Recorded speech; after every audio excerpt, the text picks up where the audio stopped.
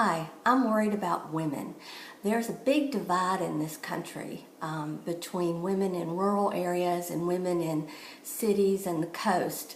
And women in rural areas are much more likely to have children really early without acquiring any skills and without amassing any savings to pay for these kids.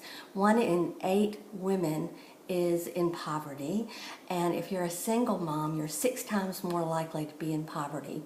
What's happening is women on the coast and in cities are going to work, getting an education, going to work, getting some skills that are leverageable later. Even if they take time off to have children, they have children 7 years later than women in these rural areas. And the rural areas don't have any jobs now, so what happens? These women have multiple jobs to try to scrape together an income. The kids aren't eligible. They don't have money for Little League or tutoring or anything like that. So it's just perpetuating. I had a patient who said to me, Mama said it was fine to drop out of school at 16 and go work at the dollar store. Well, guess what, Mama? That wasn't okay. And by the time I saw her, life was kind of a mess. So I don't know what's wrong with those rural mamas, but they got to get their head on straight. So that is it's just perpetuating a life of poverty for those women and their children.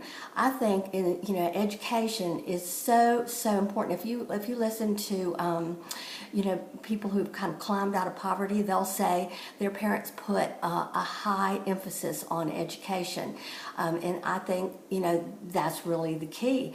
Do your homework, get a good solid education, a GPA.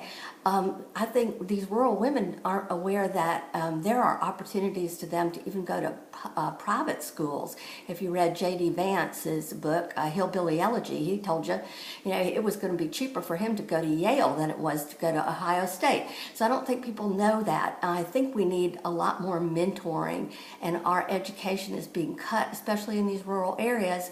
And what I would love to test a program to mentor some of these girls and have them do better in school, understand the importance, see that there is actually opportunity for them, and and see what would happen. We need some big change in this country, and I don't think our current leaders are have vision. So that just